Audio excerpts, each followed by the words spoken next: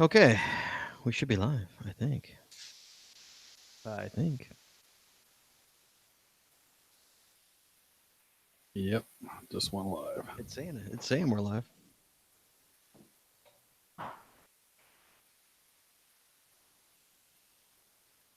Okay. Go. Go. Get this. Taco. This. Okay. Taco.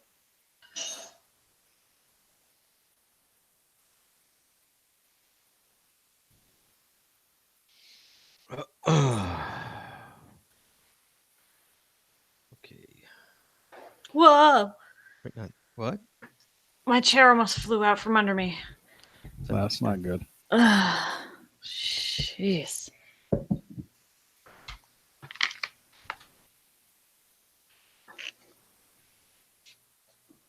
Are you ready? Yeah, we got a couple minutes yet.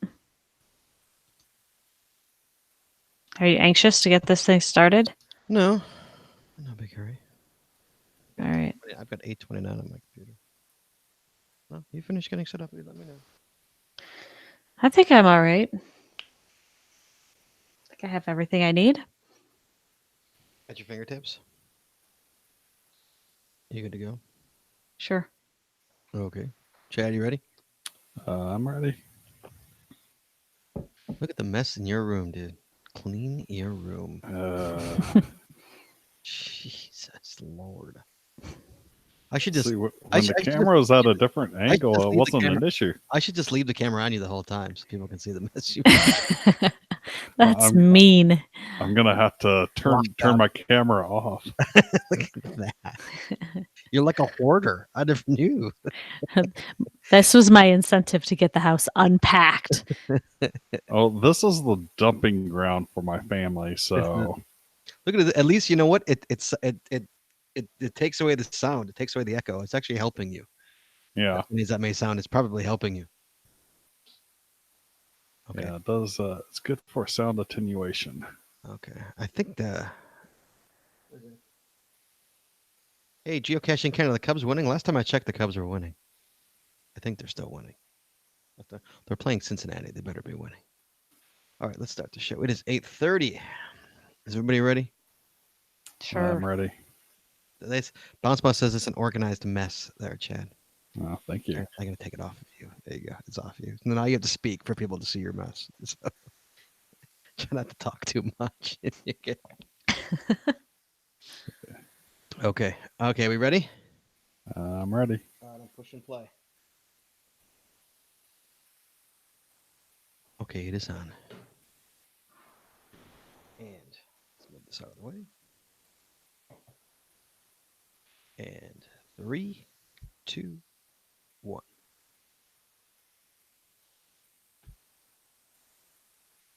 You wanna know how to find it. Seek it out when they hide it. You know it's in the bag when it's an easy grab. But come on, take a chance now.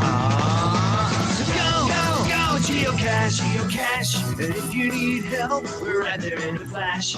If you got a question, just call in and ask. Uncover the stash on the Geocaching Podcast. The Geocaching Podcast.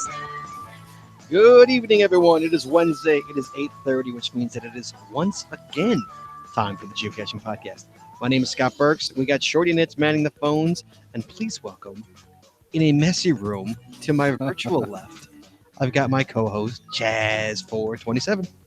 Oh, it was always messy. You just didn't see it until the new monitor came in and the perch for the camera went up. So yeah, I'm gonna have to clean this room. I didn't test it out beforehand, obviously. So, but tonight's show is brought to you by Cashly. What do you do? Cashly Why are you is an starting? advanced. I haven't even started it yet. You started. No, I didn't. We're not there yet, dude. What are you... Oh, I'm skipping While Chad has a stroke, Patreons, I'm aren't I? talking here. Tonight's episode is 563, recorded live on May 15th, 2019, and it is what makes a good mystery geocache. Let's see what Wow. happens, Chad, when you don't put show notes in. You get all mixed up. This is what happens. I put show notes in the back end. I just didn't do the front end. Really, My bad. back end. Excuse me. Phone lines are open, so give us a call, 808-468-7924, 808-GOT-SWAG. Guys, this show tonight is about what makes a good mystery cache. And obviously, what I think makes a good mystery cache might be different than what you think is a good mystery cache, or Jesse, or Chad. So I'm curious what you guys think. What for you guys out there listening right now, I know there's people watching this right now. Give us a call, 808-468-7924. Tell me what's your favorite mystery cache. And what you think makes a good mystery cache? Because we're talking mystery cache tonight. Yes, it is. Once again, we are still in Mystery May, and so we are still talking mysteries, the mystery icon, the puzzle icon. What makes a good mystery cache, guys? You call me and you tell me what makes a good mystery cache. 808-468-7924. But before we get into that, we got to talk about Patreon, Chad. Mhm. Chad. Costs a lot of money to make this podcast work. We could really use your help. Chad has got a new monitor. Chad, how's your new monitor, buddy? We just bought him a new monitor with the Patreon money. The monitor is awesome. I can actually see everything on screen now at once. Is it nice? Does it make you happy? It makes me very happy. Good. And that makes me happy. So there you go, guys. Makes it costs a lot of money to make this show work. Thanks to our current subscribers and our new subscribers. We got a new subscriber. We got Coke Jones out of Maynardville, Tennessee, who is a gold patron, by the way. Gold patron, Awesome. Chad. I love those gold patrons. So, Chad, have you ever been to Maynardville, Tennessee? I do not believe I've been to Maynardville, Tennessee, but I'm going to have to look that up to see exactly where that is, because I've probably been close. Jesse Brown, I know you're already looking. Maynardville, Tennessee. Of course I am. Have we been there? I'm looking. We've been to Tennessee, haven't we? We've definitely been to Tennessee. So it's north of Knoxville. Uh-huh. I don't think we've been over to that side. I think we just hit the tip. I mean, Yeah, no, right. Just the tip there. Right. I think that's where we were. You know, like just we nipped it coming down. Correct. Going south to Florida, right? Yes. Yes. So thank you, Coke Jones out of Maynardville, Tennessee. Gold Star patron. We love our Gold Star patrons. Guys, patreon.com, extra audio, extra video, only available to patron members. A bunch of shows over there. It's really fun. So you want to join the party, become the inner circle, give us anything you can. Patreon.com/the Geocaching Podcast. Now, Chad, now you can do your caching. So tonight's show is, again, brought to you by Cachely. Once again, Cachely is an advanced geocaching app for iOS that features powerful online and offline features, including filtered searches, offline maps, and offline saving of caches. Cachely has hundreds of advanced features that will make your geocaching experience just that much better. Get more info at cachely.com. That's CACHLY.com. Tonight, it's also sponsored by Logwork. Logworks are the creators of the fantastic logbook, made with genuine write-in-the-rain paper. The logbook designed for the micro-containers of the present and future, geared towards the hider who would rather go caching than do cache maintenance. You can find them at logwork.com. That's LOGWERK.com. It's also brought to you by FTF Geocacher Magazine. FTF Geocacher is the magazine for geocachers written by geocachers. With 6 issues a year, FTF offers practical advice, instant tips, cacher bios and milestones, geocaching events, trail tales, and all things geo-related. Find them at ftfgeocacher.com. That's ftfgeocacher.com. And by the Mac Suds Body Company. Mac Suds Body Company makes handmade bath and body products from all natural oils and butters. Items such as Poison Be Gone soap, itch spray, and 2-cent choices of bug spray are all great for outdoor enthusiasts like us, geocachers. At Mac Suds Body, we have you covered from head to toe. Find them at macsudsbody.com, MACSUDSBODY.com. And finally, by Practical Geocaching. Practical Geocaching sells utility items for geocaching. Our items are made in the USA, and we always provide free shipping. Find them at practicalgeocaching.com. That's GEOCACHING.com. You actually screwed up the geocaching? No, Really? I was putting a dot between practical and geocaching, and that was Probably just for future reference. You could probably just say geocaching. You could probably go like PRAC. I think most people here know how to spell geocaching. Right, so you could probably say geocaching. Okay. Most people probably know how to spell practical too. No. I disagree with that. I disagree. You're giving. I'll say practically everyone. Giving human beings an overall way too much credit is what you're doing. So, no, you'd be surprised. So Chad, you getting ready? You getting ready for Texas, by the way? Oh, I'm there. Did you get the swag that we sent you? I got the swag, so it's ready to be handed out. All right, guys. So if you see our buddy Chaz here, first of all, you got to scream Chaz at the top of your lungs if you see him. Okay, that's one of the rules. If you see him, scream Chaz. Okay. Are you gonna be wearing your Geocaching Podcast T-shirt there, Chaz? I definitely will on the on Saturday for sure. I might do it again on Monday, depending upon how smelly the shirt is. You know, we have. I'm not going to have laundry facilities, so we have new T-shirts in the store, Chad. You can get a new one in time. I've put already. There's new T-shirts in the store already. Are there? Okay. Yes, there are. You can get another T-shirt, and you can go the whole week with a T-shirt. Isn't it? There's a new T-shirt with pictures of us on it. There's a T-shirt with pictures of me, you, and Jesse on the shirt. Awesome. Okay, I'll have to get one of those, but that makes me look gray. I'm not that gray. yeah, kind of harder, Chad. That's like me saying my beard's not that gray. At least my hair is not. Brush a little blonde in there. Your head is grayer than your chin. Oh, it's definitely grayer than my chin. That's for sure. You see, I'm flipped. I have like a gray beard and dark hair. So anyway, sorry. We got some news here, Chad. We got some news. Yes, we do.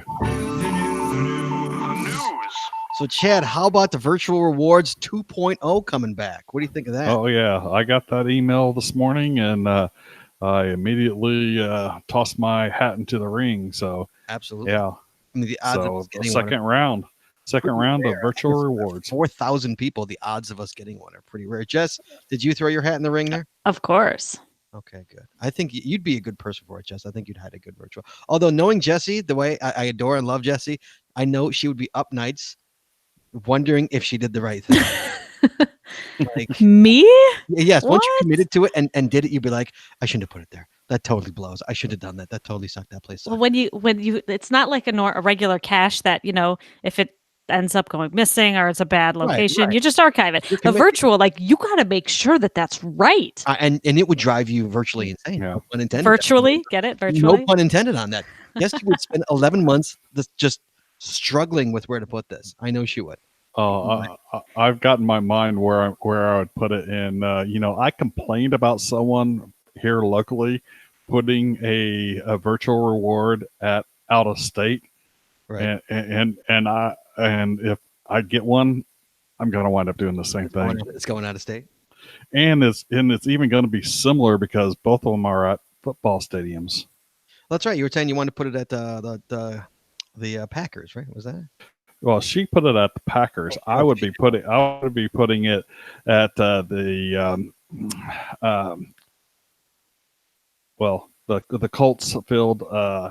Indianapolis. Yeah, you're from Indianapolis. I can't think of the name of the stadium because I always forget the. Why should you just grew up there? I just grew up there, but it's the gray hair, Chad. Yeah, I got that CRS disease, Hair. But the Peyton Manning bronze bust or bronze statue, that's where I want to put it. Nice. So there you go. All right. Well, in case you've been under a rock for the past couple of days, there are some qualifications for this virtual reward. Oh yeah. First of all, you did not receive a previous virtual reward. Okay. You must own at least 2 active non-event geocaches. I do. I assume that we all do. You must own at least 1 geocache published within the past 4 years. Yep. I'm good. You must have posted a log on a geocache within the past 4 months. Yep. Your own geocaches must have at least 25 total favorite points. Yep. Make sure you get them in by June 1st, and the notification for those that earned them will go out on June 4th. Oh, so we have to wait a couple of weeks before we find out who gets them. Mm-hmm. All right. Let's see. More news. GSAC is now freeware. Chad, do you use GSAC? I don't use GSAC. Yes. I'm a Mac guy. I recently turned Jesse Brown into a Mac gal. Do you use freeware there, GSAC? I am a big GSAC user, heavy GSAC user, and yeah, unfortunately, the owner or the developer of GSAC has ran into some medical health issues, so he's not going to be able to spend as much effort like he has in the past on developing it for the future. So he's giving it away for free now. But it's extremely flexible right now, and as long as the API doesn't go, geocaching.com doesn't take the API and go ape crap with it, it should be good. Jess, did you use GSAC beforehand? Yeah. I mean, I wouldn't consider myself like a power user, but yes, I definitely use it as a resource for certain things. Okay. Keeping everybody up to date with our front porch cache, the cache that we a couple of months ago we debated it right here on the show. About a month ago, the cache went live on our front porch. Finders keep coming, man. Acme Wild Cachers out of Madison, Wisconsin comes, knocks on my door, and he gets a prize. He's from Wisconsin. Awesome. Then we've got Estes Lynn, I think, out of Colorado. Unfortunately, walks up to my door midday on a weekday. So unfortunately, nobody's home. So she did get to sign in on the cache. She's out of Colorado, by the way. She did get to sign the cache. Unfortunately, couldn't meet us because we were at work. So she missed us. But thank you to all the out of staters coming to find his cache. We really appreciate it. It was nice to meet Acme Wild Cachers. We talked to him on the show. He's a friend of the show. Watches the show. He's a patron of the show. So we appreciate that very much. So good to finally meet him. And now to the show. Finally, back to the show. So, Jesse Brown. Yes. What makes a good puzzle cache? I know you love puzzle caches. Chad, you adore puzzle caches. So the question is, what makes a good puzzle cache? And honestly, there's really no right answer for this. Again, anybody, you have your own opinions, 808-468-7924. But we have actual geocaching.com's version of a mystery cache, and their actual what they define it as a puzzle cache, which is posted chords are usually bogus. It involves solving some sort of puzzle in order to find the final, and all clues need to be on the cache page, and information needed to be solved must be publicly available. I think, Jesse, isn't that what separates that from a multi? Isn't that No, not exactly. So that's just one of three main categories, a puzzle cache of a mystery cache. Right. So those three items there, Scott, those are your three like main types. So there's the puzzle cache, there's the bonus cache, right? Which the clues to find are inside, which is like a series, like a GeoGolf is what it's usually called. Excuse me. Mm-hmm. I mean, an example of GeoGolf for people who don't know would be like the simplest way to do it would be three caches. You have two traditionals, and each one of those two traditionals has half the chords for the bonus cache, which would then be the mystery cache. Correct. So you have to do something else, find other caches in order to find that bonus cache. Right. And it's just a long line of. You can do a long line of. I had a whole series, Scott, for your 9K. Yes, you did. Of 9 separate traditional caches, and then a 9-stage mystery cache for the final. I know. And you had to get part of the chords in each of those 9 traditionals. Right. So each of the 9 traditionals had one number to the bonus is what it was. But usually what it is it's 2. One has the north, one has the south, and then you've got how about west? The bonus one. How about north and west? Did I say south? North and west. It's a long day. North and then a west, and then you get the final. That's usually what you'll find these quite often in GeoArts as well, having a bonus cache with it. Yes. And then the challenge cache, which we'll be finishing up the Mystery May with talking about challenge caches. But a challenge cache, the finder must meet specific requirements before logging this as a find. It is usually at posted chords, but could also be at a waypoint. and we'll go into more detail about challenge caches in about 2 weeks. We're gonna dive deep into challenge caches. My favorite. Everybody's favorite challenge. I know some people don't like them. I know some people who don't. But so mystery also is a catch-all. So if it doesn't fit into any of the other defined cache types, it winds up being dumped into mystery as a catch-all. Right. I have favorite mystery caches always. My favorites are field puzzles. I like to do field puzzles. I'm not a big sit down and try and figure it out on the computer kind of guy.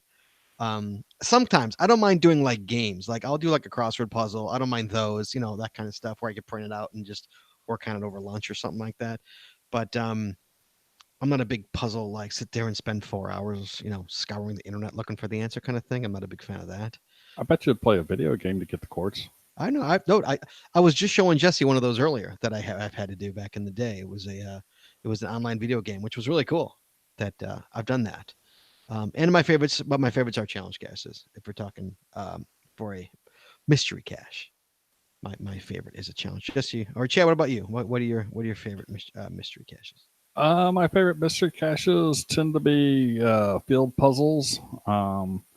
And well, actually, I love all kinds. So, but field puzzles are one type that I really like. And where are my notes? Yeah, especially of the gadget variety, and then a regular puzzle, especially those that are a real challenge to solve. So there are people like me that really want a challenge out there. You like those? What I I like those. Yeah. You like spending 4 hours scouring the internet looking for an answer? Yeah, well, not scouring the internet necessarily, but because there are some that are 4 hours of just scouring the internet, finding information and pulling it in. That isn't all that fun to me if it's just information based. But if it's a treasure hunt, so to speak, that can be very interesting. So a lot like hidden links into things that lead you to another page that lead you to more information that leads you to somewhere else. Right. Those can be very fun. Okay, what about you, Jess? I have lots of favorites.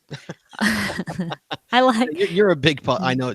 First, we look for caches. Jessie, first thing she goes through is the puzzles, so I know she loves those. So, go ahead, Jess. Well, I like to be well-rounded. Oh. So I like a little bit of a challenge, and I like. I feel like that the reward of logging that find is just more meaningful when you have to actually do a little bit of work in order to get it, rather than just drive on up to it. Even though when I get chords as finals, I find that just as meaningful as putting in 2 hours. I know that sounds shocking to you. Sorry. Well, you're welcome then. Sorry, continue. It's just as meaningful. Yeah. So I love, a mystery cache that's the final to a series. There's something about like working towards, maybe that's why I like challenges so much too, because you're working towards something, you're collecting clues along the way while you're finding caches in order to figure out where that elusive final is located. Mm-hmm. And personally, I prefer when every cache in that series has part of the clue, as opposed to there's series out there where, let's say there's 20 in a series and 10 of them have a piece of the clue to the final. Mm-hmm. And that makes it really difficult when you don't know which ones have a clue and maybe the log's been replaced or it's missing or, so there's issues with that. So personally, keep it simple, straightforward. And stay up with maintenance on those, please. Yes, because it's nothing more irritating than going out and hitting a series, especially that has a 5/5 bonus or something at the end that you're really excited for, and you don't have half of the information because of the log sheets or the caches are missing or right. Things like that. Yeah, that happened to me and Scott recently up in Madison. We were doing a series, and the same thing kind of happened. We found the bonus cache of the series and we found all of the traditionals, but we were missing like two numbers for the final, and we even went back to a couple to double check, and we never ended up finding it. We tried to brute force it and just couldn't. So that's frustrating. And make it obvious, the piece of information in there. Make it obvious and stand out. If you can, like put it on the front side. If it's if you got like a notebook or something in there for your log sheet, put it on the front side, or say hint inside in big red letters or something like that. Because a lot of us, we start going out there and we're so excited. We sign the log, we drive off, and it's like, oh crap, I needed a piece of information from there. I don't know how many times I've done that. Yeah, I do that too. I like when they put it on the inside of the lid. That makes it nice and easy to find. So. Oh, what the next thing is? Yes, or one of those or a wooden stick kind of thing. Yeah, a popsicle stick. Those are it's a popsicle stick with not just pen, but actually a marker written on marker. Usually lasts forever. And I've also seen dog tags etched with the numbers. Dog tags, yeah. But the problem with that is that like if that's out in the element, it's eventually going to wear down. I've seen that actually wear down. I've seen after years. I've seen dog tags where you can't read it anymore. You know, which is amazing. Think about that. Like even for that to wear down. So there's two main types of puzzles. A field puzzle, which we have to solve or do something actually quote in the field, i.e. not at home in front of the computer, in order to get the chords of the puzzle. And there's a solve anywhere puzzle where you can literally solve it anywhere. May or may not require research, calculations, etc. And here's an interesting thing that Jesse did. Jesse, why don't you talk about what we did recently? Because this is actually an interesting stat here. Yeah. So a few weeks ago, when Scott and I were trying to decide what we wanted to do for our front yard cache, and we debated what type of cache we wanted to make it, and we considered making it a puzzle, I did put out an informal poll on social media, and I asked, what type of puzzle are you more likely to solve? And so on Facebook, 70% said that they would prefer a solve anywhere or field puzzle, and only 30% said that they would prefer one where they have to do research using a computer to solve. And Twitter was almost split 50-50. On Twitter, 48% said they would rather do a solve anywhere or field puzzle, and 52% said that they would rather have to use a computer to solve. Which don't you find that rather interesting? Like, is that the different kind of people that use different social media? You know, so I guess for lack of a better term, more simple people use Facebook than Twitter. More analytical people apparently use Twitter than Facebook, because that's a weird stat. I mean, 70 and 30 is clearly they don't want to sit at their PC, and yet Twitter's the opposite way. According to this, I should be a more of a Twitter user. Yeah, you're a Twitter guy, dude. You're not a Facebook guy. You're a Twitter guy. Hate to shock you, you're a Twitter guy. So I found that those stats to be really interesting, just because everybody wanted the solve anywhere, you know, which you can. Our letterboxes, they solve anywhere. Yep, people even solved it at home on their computer. They did. We've had many out of towners say like, I solved it via Google Maps. Yeah, so you can do it. So let's talk stages and chords. So it may or may not have multiple stages. The main difference between a mystery and a multi. Here we go. This is what I was talking about. The main difference between a mystery and a multi is that a mystery requires additional research beyond reading the cache page. That makes sense. Yeah. So you're saying a multi is just the cache page. It's all of it should be on the cache. All of the information can be found by just reading the cache page and going to the location. Yeah.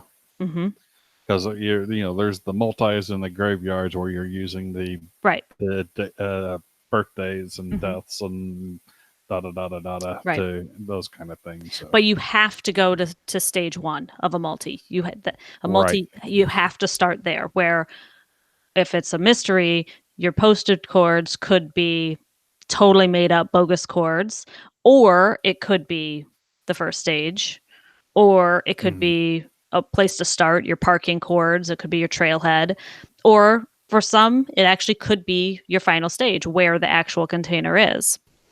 Right. And all that being said, your final stage cannot be more than 2 miles away from your posted. Oh no, you're kidding.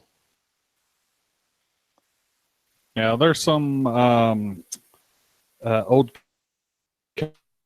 caches that were, I want to say August 2008 timeframe where those. Oop, he's coming. He's going in and out. And he's gone. Is he gone? He's now? No, he's back. Well, I don't know what's going on. It's warm. Get a little life. I think what he's trying to say is that didn't used to always be the case. Yeah. Chad? Chad, you there now? He's totally frozen. Is he totally frozen? Yeah. All right. So, Jess. So meanwhile, what we asked while we wait for Chad to get back, because he's obviously we've lost Chad. Mm-hmm. So Jesse earlier today asked social media what they thought. Right. And you have some. You get some responses from that, Jess? Yeah. So on my Shorty Knit social media, I asked what are other people's favorite types of mystery caches. So here's just a few. Geocacher Ken said, easy, fun solving puzzles. Anything that requires some form of university or college degree is not fun. So he's saying keep it simple, stupid. Keep it simple.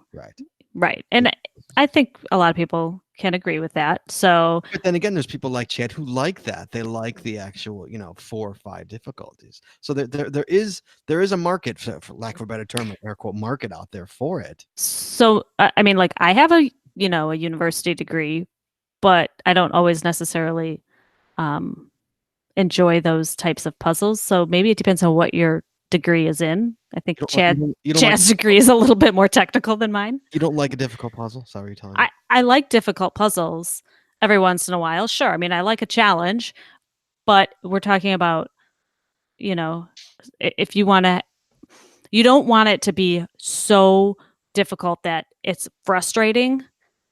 It needs to be solvable. Oh, of course. Yes. Right. So, yeah.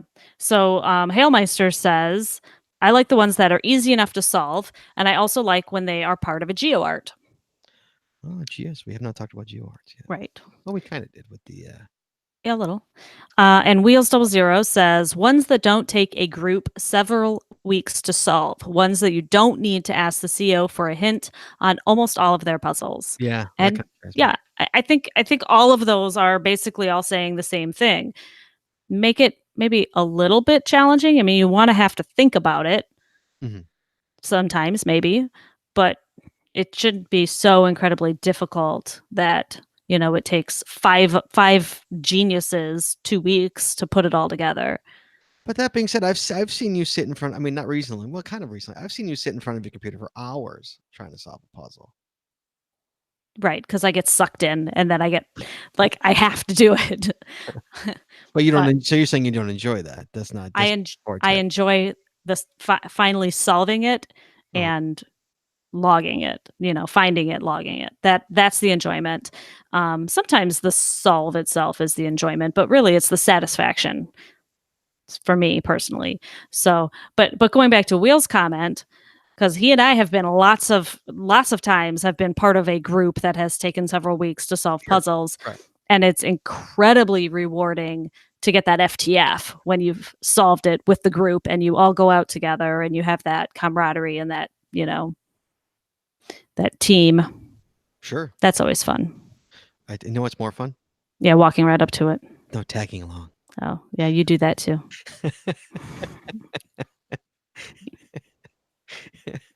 Yeah, but I help you in other ways. That's what.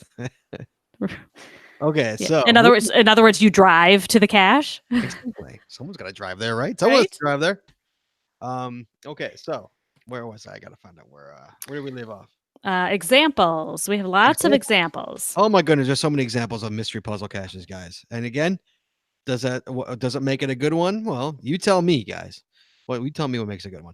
A fun field puzzle. And this is what I was talking about when I said I enjoy field puzzles, which is like a shell game or guess the skirt, kind of that kind of stuff.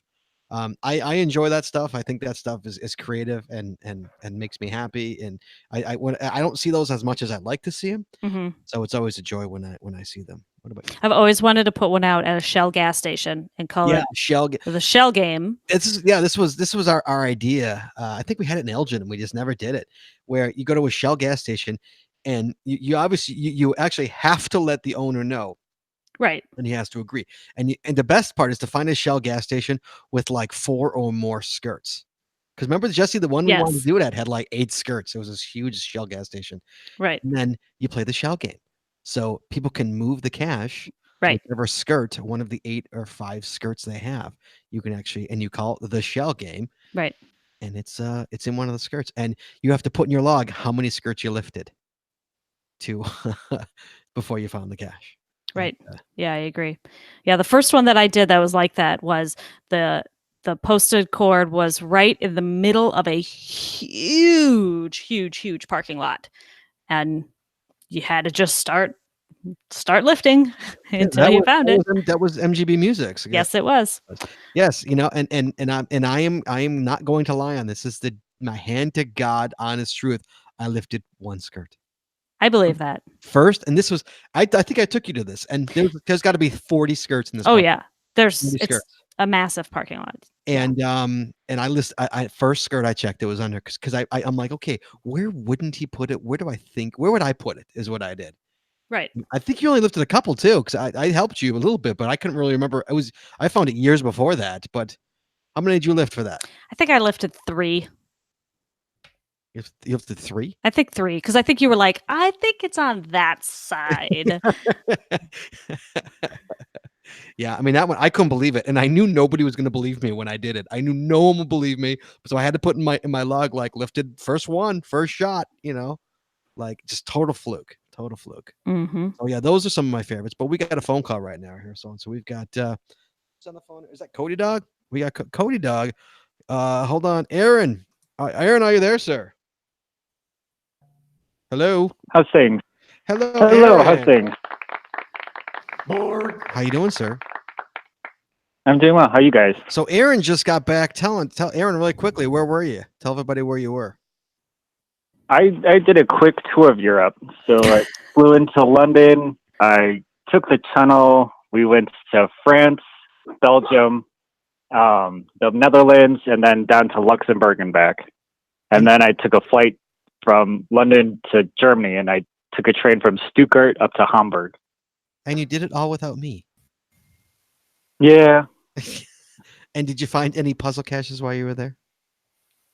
I don't do puzzle caches.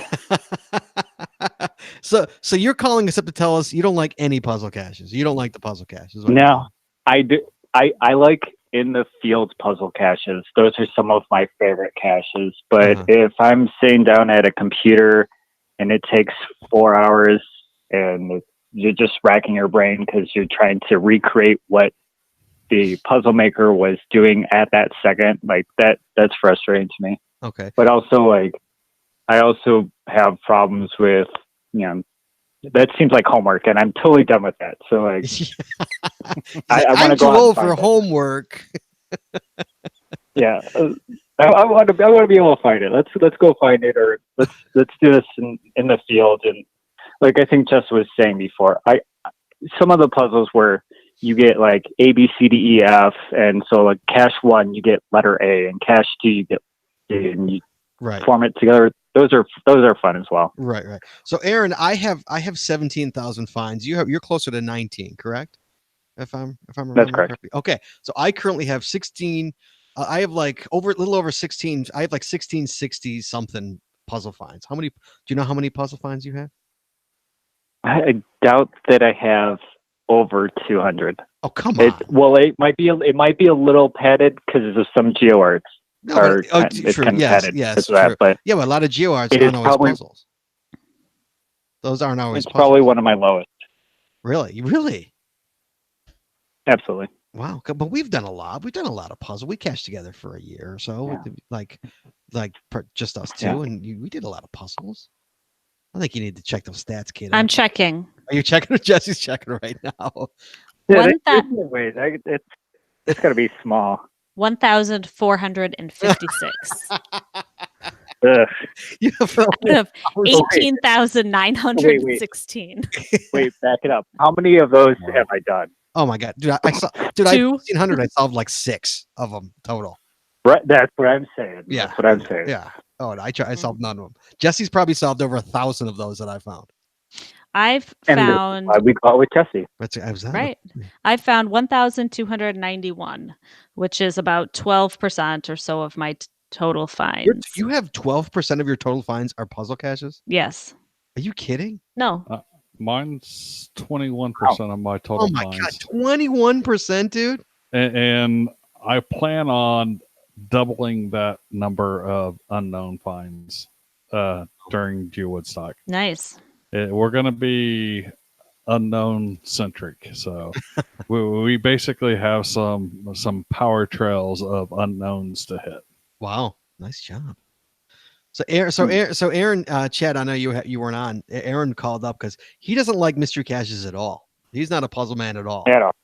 He avoids the puzzle kit, the puzzle icon. He's one of those. He's the flip of the coin.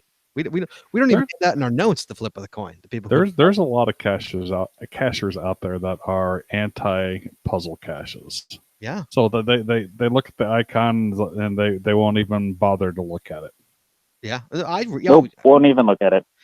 What about okay, Aaron, what about a multi? Will you go for a multi? You burn by multis because they miss a stage. So like if it's a 2-stage, great. 3, maybe. Anything over 3 stages, definitely not. Wow. All right, what kinds of caches did you find in Europe? They were virtuals, webcams, and I think I found maybe 3 or 4 tradies, and those were at high tourist areas. Ooh. Okay.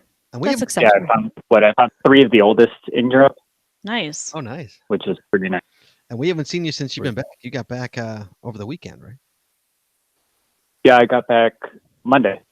Yeah, you gotta come out this weekend. We haven't seen you in forever. Weeks. Well, but talking about caches too, I was just thinking about this. Something that I don't like about the puzzles as well is that in our area specifically, there seemed to be like this one-upmanship. So that also kind of burned me with like puzzle things where it's like, oh, I went to 5 states, I did all traditionals, and then so it's like, well, we did 6 states, but we did all non-traditionals, Right. and then it was like 7 states, and then it was 8 states, and then it was 9, and it was just like, but they couldn't be states that you've been to, and then they would just keep on putting in these mundane rules, and it was just like, it's like, okay, we're all one-ups. And well, those were the challenge. Yeah, those were the challenge. Yeah. Yeah, those were the challenge caches. Well, I have a non-traditional challenge cache. We have to find over 100 in a day, with all kinds of other rules. Oh yes, I have 10. We can, yeah, and I think I was with you on that, and that's why I qualified for that. because you were with me. That's right. We'll talk about that in a couple weeks. All right, Aaron. Thank you so much for calling in. It's good to have you back in American soil. It's good to hear from you again. Right. We missed you when you weren't. Oh, it was good talking to you. Yes. Yeah. We got to get together soon. We're actually, Aaron, fun fact, if you want to join us, Jesse and I are, Aaron can't do this. We are playing hooky on Monday. Are you spilling the beans? We're calling in sick on Monday and we're going caching. It's supposed to be 70 and sunny on Monday. I can't play hooky? You just took a week off of work. You can't play hooky. Are you really good? I got 2 more weeks of vacation still coming at me. No, I think we're going to go up Monday. You want to play hooky on Monday? We're going Monday. 70 and sunny. I think we're per the internet, no, I don't play hooky. All right, we'll talk offline. Be good. We'll talk soon. Bye. Bye. Thank you, Aaron. Where is he? There he is. Okay. So thank you, Aaron, for calling. So the other side of the coin, somebody who doesn't like puzzles. We've been talking puzzles up for the past 45 minutes, and somebody calls in. Nope, don't even like them. So there you go. Meanwhile, I got Dempshire on in the show notes going. He loves the idea of the shell game. He's going to do it. He's in the chat room. In the chat room. I'm sorry. What did I say? I don't know. Not chat room. He's in the chat room loving that. See, I'm telling you, it's a genius idea. Yeah. Chad, you missed it. You got to go listen to the show and go back. I'm not rehashing. Yeah, I'm sorry. Technical difficulties. Where were we, Brown? We were on. Okay, so, the examples. So next up is a GeoArt. A collection of geocaches that have their posted coordinates arranged in a way to create an image or spelled out a word on the map. If they are puzzles, they are usually simple to solve, like multiple choice or white text. We've actually had both of those. Yeah, they're usually, they want you obviously to solve them, but the reason behind that is because if they want to make the word or the image, they have to obviously, use bogus chords, so they usually make it really, really easy. This is the best, I think. Didn't we do like 100 geo art where it was all it wasn't puzzles. What was it? Was it oh man, it like totally upped my it wasn't letterboxes? The bird one. The hummingbird. The hummingbird is multis and letterboxes. Right, yeah. It's a combination. Yeah, those are fantastic. That's Yeah, totally up my letterbox numbers of 100 caches. Yeah. Then we've got the AR cache. I'm a fan of the AR. I know a lot of people are not. I'm actually a fan. Chad, you a fan of the AR? So I only did a few AR live cache ones, and those with the symbols and stuff, they sucked.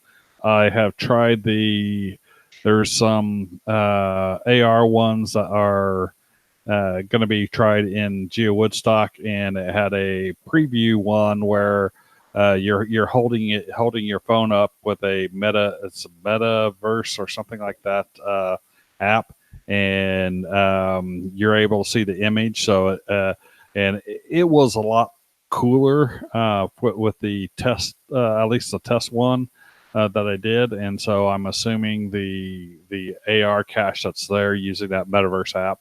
Right. I believe that's the name of the app. Is going to be pretty cool. So we'll give that a try. Okay. The night cache, the infamous night cache. Night cache is designed to be found at night. They are difficult or impossible to find during the day. Typically, geocachers use a flashlight or UV light to follow a series of reflectors to the final location. I once FTF'd a night cache in the middle of the day. Believe it or not. Boo. I know. Yeah. Well, it's easy to see the reflectors in the daytime, But yeah. Well, hey, when you put it out at like 3:00 in the afternoon, I'm gonna go for it. I'm gonna go for it. I'm not gonna wait till it gets dark. I'm gonna go run for it. But night caches, guys, those are the ones little what are they? Trail tax? What are they called? Right? The little star tax. Fire tax. Fire tax, star tax, yeah. Mm-hmm. Yeah. Yep. You follow those with a light. I like those. Just me and Jesse have done a bunch of those. Mm-hmm. I enjoy them. I do. I enjoy them. We have. And you could also do it. I've also seen them with UV. You have to have a UV light. Yes. Those are fun. And we actually did. Do you remember, Scott, the night cache that we did? It was actually a Where I Go night cache, where you have to go. It was in Detroit, I think, and we did it with Daryl. And it was the zombie apocalypse. That one was really fun. It was not a mystery cache, but it could have been. It should have been, I think. Well, it was a Where I Go because you had to answer questions on the app through the grocery store. You have to get all of your supplies, your survival gear to survive the zombie apocalypse. And it was actually really cool because it was Where I Go inside of a supermarket. Yep, it was great. Yeah. And then once you have all your stuff, then you head out to a park that's open at night, and you have to make your way through the woods to the final location. Right. But what killed that cache? You know what killed that cache, Chad? As cool as that cache was? The supermarket moved things around. Right, you had to figure out what aisle things were in. Right. Yeah, that's right. And they shifted everything. So I think the guy archived it because of that. It's like you need to update your code, dude. I think he just archived it. I think it was an old one. I think it was an older one. We found that years ago. That was a good cache. That was a long time ago. That was fun. Sweet. Yeah. Well, Where I Go, that's a separate icon, correct? Yes, that's not a mystery. Icon. That's what I thought. Yes. Moving on, the library cache. I love a good library cache. I really do. I did a library cache, which was a shame because it's one of the. I wish I should have done some research and I didn't. I apologize. I did a library cache that was a final. It was a final to a challenge cache, and it was a really, really, really hard final cache. Challenge cache. So I think I was maybe the third person to do it, and I think I'm one of the last people to do it. And it was this one. You went to the library, and I did it with a guy named Irish Cubs fan, a great guy. And we spent maybe 4 hours in the library because we had to find all these books and find certain things in certain books, and it was great. It was so much fun. We had such a great day, and so it was so like stuff like. But my point being, it's a shame because nobody does it because it was the final to a really really hard challenge. It was really hard to meet the challenge. You know what I'm saying? Yeah, So, I love a good library multi or puzzle cache. Yeah, absolutely. And this one, it's a shame because it's a fantastic cache that nobody's going to do. He like wasted it on this hard challenge. So Houston has a series, and that two of them are in the library there. And if you do all three of the series, you actually, or at least he was giving a personal geocoin out for those who completed it. Yeah. But real cool cache. But Jesse and I, we've done some really cool library caches back. We've done a ton of library caches, and some of them, you have to do some research or get information outside, and then you go inside and find the final location. Right. Sometimes you have to go inside and get information out of books or some sort of reference, and then go outside to find the final. So I've seen them both ways. And I've also seen them where, like there was one where you had to ask at the reference desk for the box, the cache, and then you had to put the puzzle together. And then the puzzle gave you the call numbers to go and find the book on the shelf. So it was like multi-part within the library. So that was fun. Yeah, I love the ones where the actual final is in a book that has hollowed out pages with a lock and lock in it. Absolutely. Right. I love the fake book ones. Yes, the old fake book ones. Yes. The mob cache. Jesse, why don't you talk about a mob cache? Because I don't remember doing any of these, but Jesse apparently remembers these. So what's a mob cache, Jesse? So a mob cache, usually you'll find them around mega events.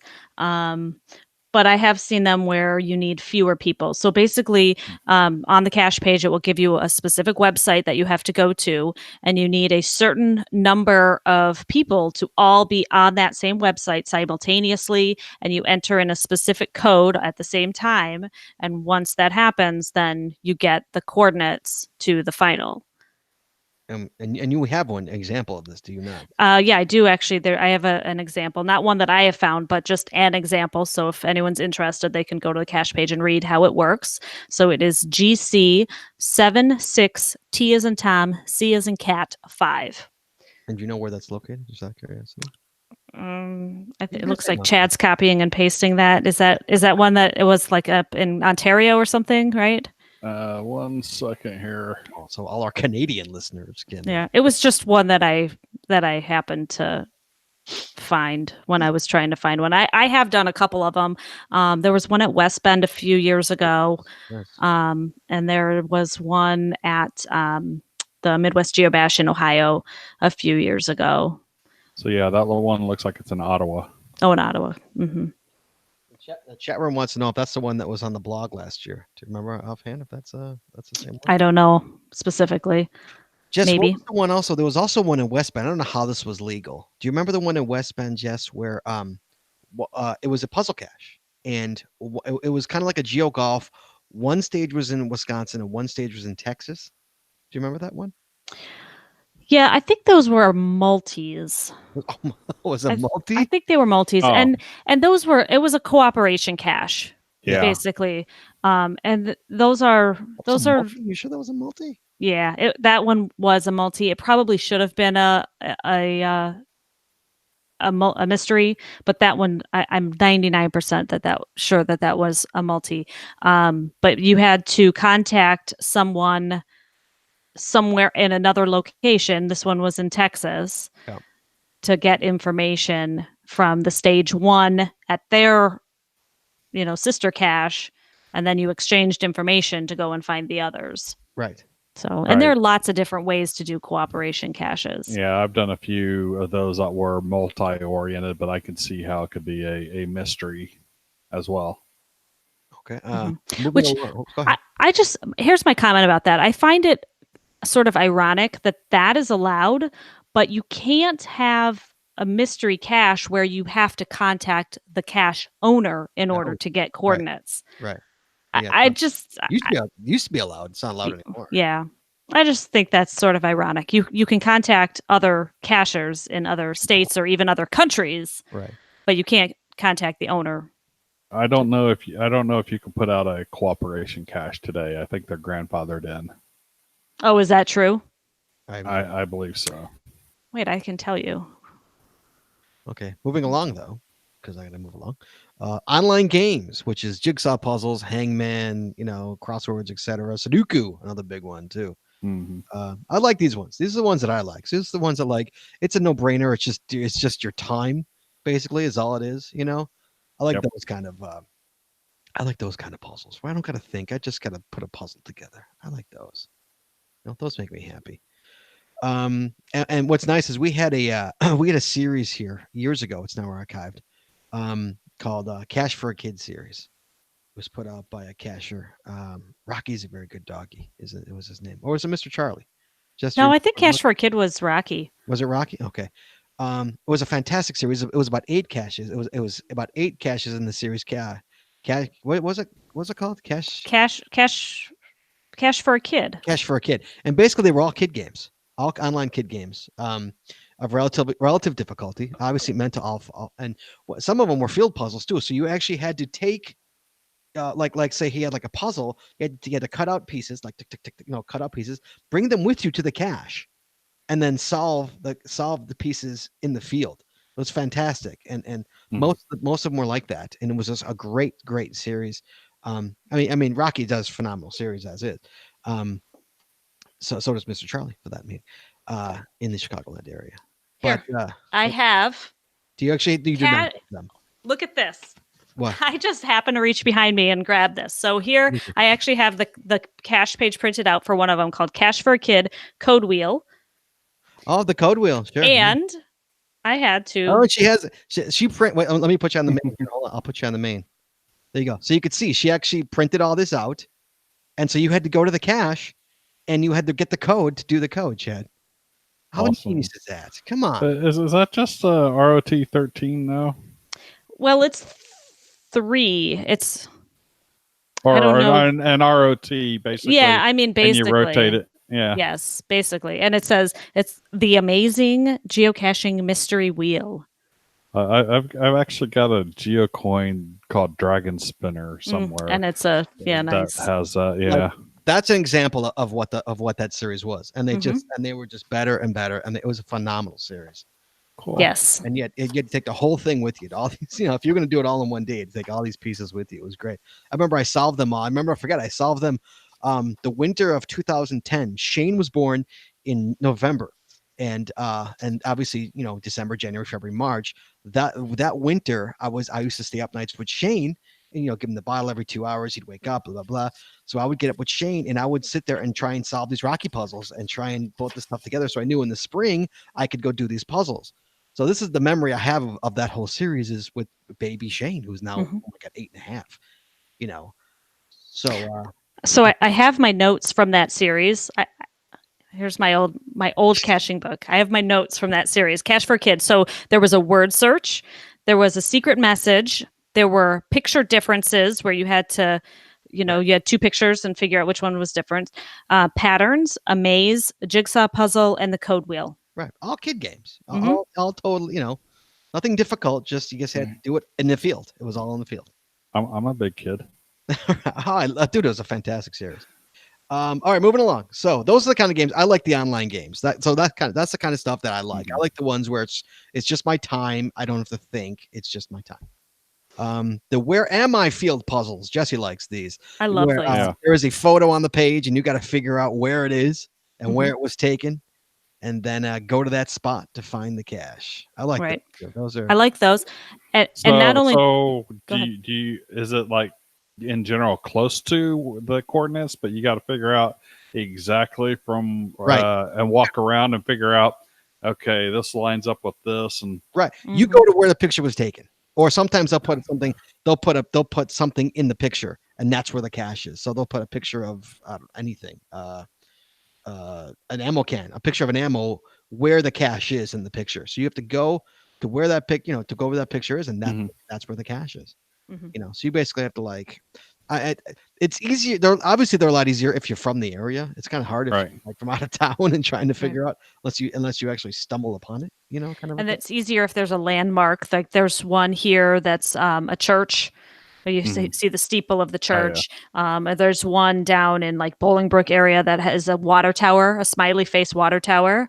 Right, you can't miss that. Right, you just got to fight, but you still have to find out where he took the picture. Right. Oh yeah, I like doing that anyway. So I mean, there's a video posted just today or yesterday of a Tesla 360 cam catching a guy who's scratching the car in there, and it's like, hey, that looks like Old Town Sacramento.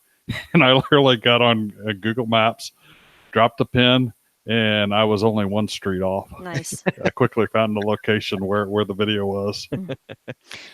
There are also ones like that where it's actually a picture of like Google Maps, the satellite view, where there's something unusual in that picture, like an airplane. And so where that airplane is, that's where the cache is. Oh, yeah, we had one. There's a cache. X marks the spot. X marks the spot, exactly. Yep. The guy literally took the picture from the airplane, and he put an X where the cache is. Yep.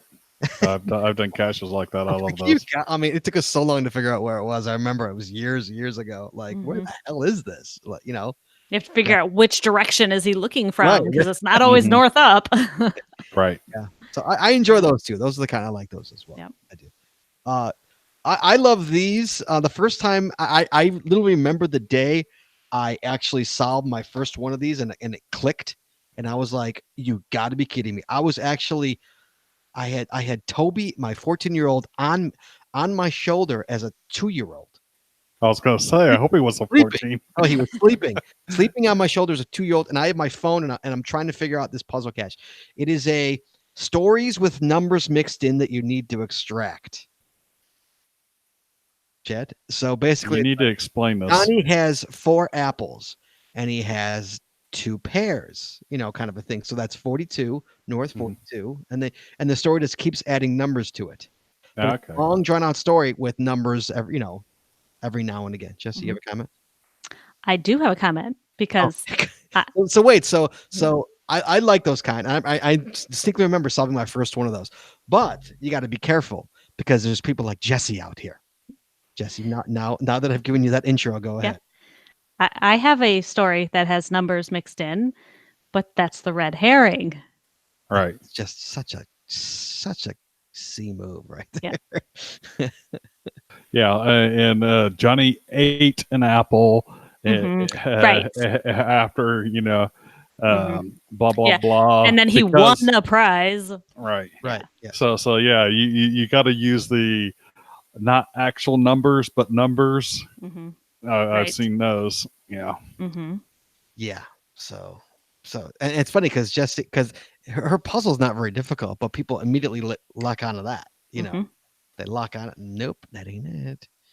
And then intercaching. Jesse Brown, intercaching. You don't know much about intercaching. I have not ever done an intercache, and I really want to. It's really fascinating to me. So basically, you use the browser on your phone to navigate. So it sounds to me sort of like a Where I Go, but it's web based on your phone browser. So it doesn't have to be on the phone browser. I've done a number of intercaches in Cincinnati.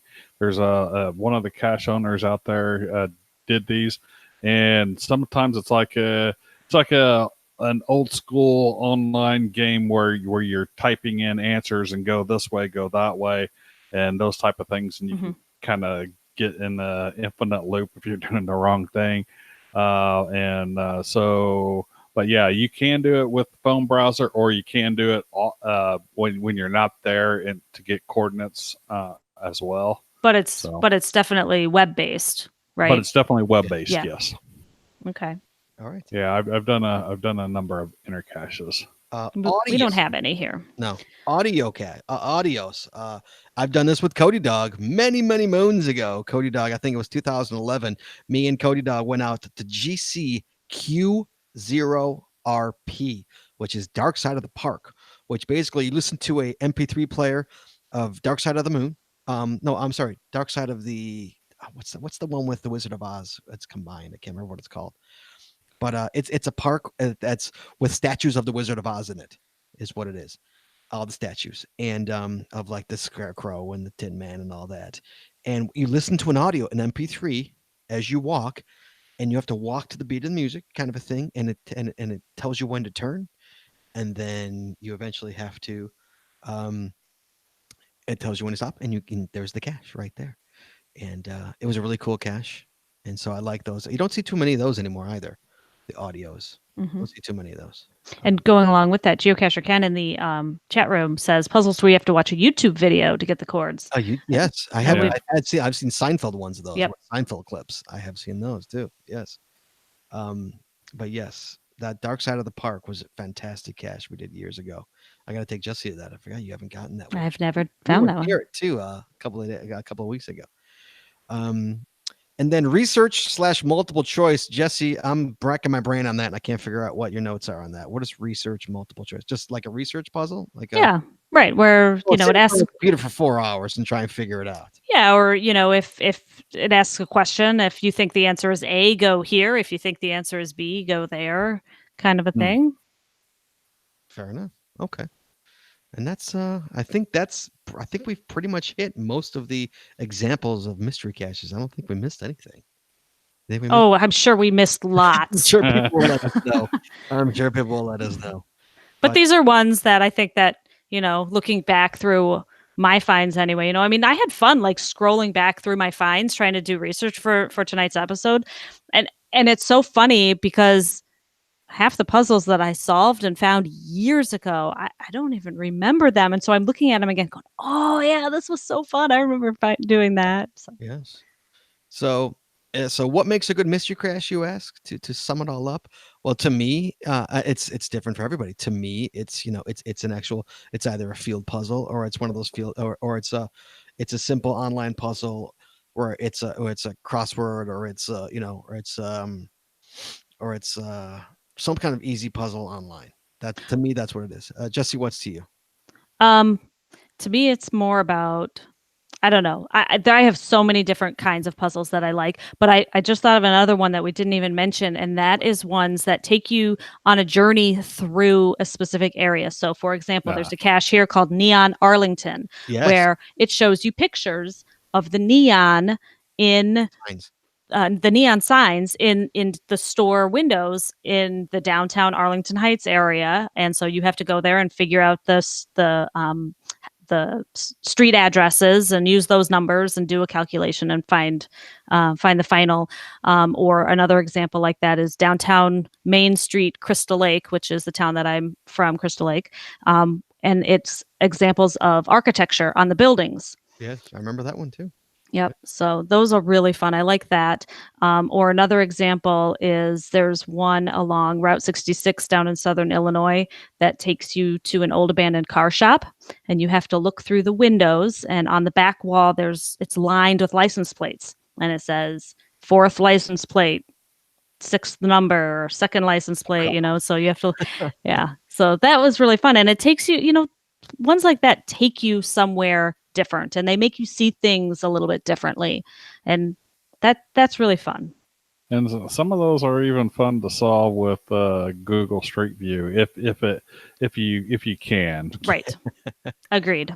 And Chad, to you, final for you, sir. What makes a good mystery cache? Oh man, all of the above. I mean, something that's interesting and or challenging.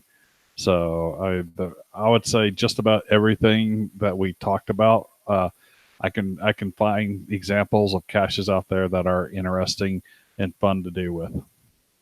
Okay. So that's about going to wrap up the show today. Next week, guys, this is going to be interesting. This is the first time this show in the how many years we've been doing it? How long? Not us. How long has the show been on the air for?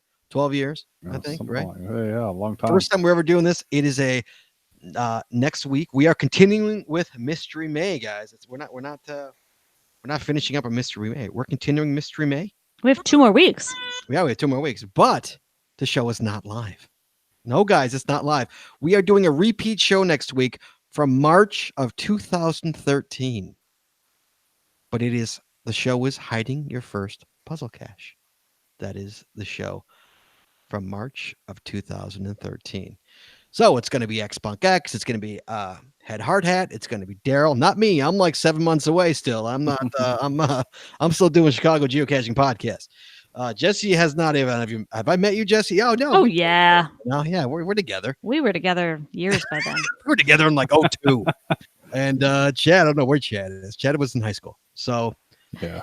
So, next week, guys, again, there will be a show. We will not be live. Okay. So don't come to the chat room looking for us. But in 2 weeks, we will be live talking about challenge caches, guys, to finish out Mystery May, talking about challenge caches. And there's so much to cover on challenge caches. So many good caches. I've done almost over 100 challenge caches. So that's going to be a good show. Next week, Hiding Your First Puzzle Cache. Jesse and I got baseball games, unfortunately. Chad's going to be on assignment. Chad's going to be in Texas at Geo Woodstock. Guys, I'm reminding you again, if you see Chad, scream Chaz, go up to him. I gave this kid, he is loaded with swag. Chad, are you loaded with swag? I'm loaded with swag. So Chad, hopefully it won't buttons. rain too much down there. The weather is looking potentially nasty. Chad is going to have buttons. Chad's going to have path tags. Chad's got everything. Chad's loaded. Got buttons, path tag stickers. Chad's loaded. He's loaded. So you find Chad, you scream Chaz at the top of your lungs. Go find him. Give him a big hug. And tell him you want the swag, the GCPC swag. So that's where he'll be. So that being said, we will talk to you guys in 2 weeks. But again, hey man, don't forget, we're going to have a show next week. Just going to be a repeat. So we'll talk to you guys in a couple weeks. And let's do the closing. Please join us again next week. We take your calls live. Not live next week at 8:30 Eastern, 8:30 Central, right here at the geocachingpodcast.com/live.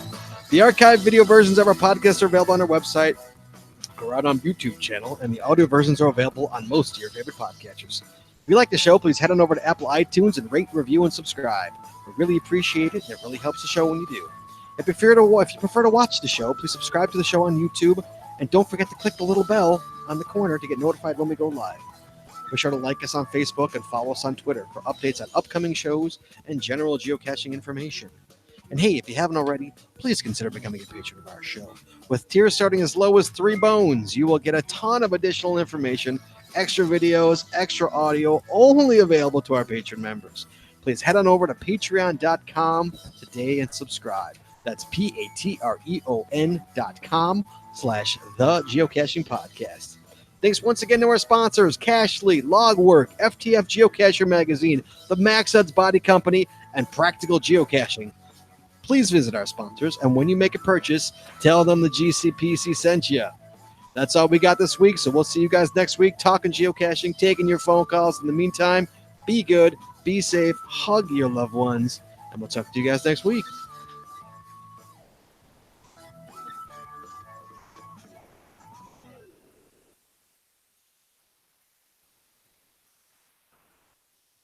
We're clear. There we go. Oh my goodness. Okay, so I guess we're still live. Hang on. We are live. So I got a quick story that I can tell live. In that notebook, I found a sticker that goes in a passport, and it was from a cache called Corrections to the Dash. Do you remember that cache, Scott? Corrections to the Dash. It was another Rocky is a Very Good Doggy in Crystal Lake, and it actually was like a block from where I used to live in Crystal Lake, ironically. So I went back years later and I was like, oh, there's my old house. Corrections to the Dash. Corrections to the Dash. And what it was a story that you have to follow along with, sort of like a letterbox, but it was a mystery. And it was spoonerisms. Chad, do you know what spoonerisms are? I've never heard that term before in my life. So spoonerisms are where you inverse the first letters of words. So you have to walk along until you see a bed wrench. Bench. Okay. A red bench. Very So it's good. direction directions to the cache, but it's corrections to the dash. And it was hilarious because, of course, spoonerisms are very funny. Like Rindersella slopped her dripper, right? How do you do that? You don't know the story of Rindersella? No. And her muggly. Oh my God, now I can't remember. I feel like I'm having a stroke, right? No. Anyway, direct corrections to the dash. Google that cache. It's very funny. So meanwhile, guys, during the show, I was talking about a great library cache, and I was talking about how it was attached to a really hard puzzle cache. The actual, challenge cache. The challenge was you had to find all of Rocky's a Very Good Doggy and Mr. Charlie's caches, or like 2/3 of them, and they have a ton, and some of them are really difficult. So it was like it's a really hard challenge to find because their caches are really, really hard to do, and so it just happened to be that me, the summer of 2011, Irish Cubs fan, and I spent the entire summer going back and back. They both live in Crystal Lake, where Jesse used to live, pre Jesse, for me anyway. She was alive, and so we kept going back and back and back to Crystal Lake to go get these because Irish Cubs fan is a very good puzzle solver. So I was just tagging along, and he would spend the week solving the puzzles, and then the weekend we'd go find the caches, and it took literally the whole summer to get all these caches, and then finally at the end of the summer we were able to go solve this challenge cache. Was again astounding cache. It was fantastic library cache, one of the best I've ever done. So little postscript to that story. But yeah, guys, so we're sorry we're not going to be, again, Jesse and I have baseball games next Wednesday. Chad's going to be in Texas. So again, find Chad, give him a big hug. He'll give you some swag. Mm-hmm. So hold on, my alarm's going off here. Sorry, guys. So yeah, we will talk to you guys next week, guys. Be good. In 2 weeks, be good. Have a great couple of weeks. Enjoy the old school show and see how much it's changed in the past 5 years. And we'll talk to you guys in a few weeks. Thanks for watching.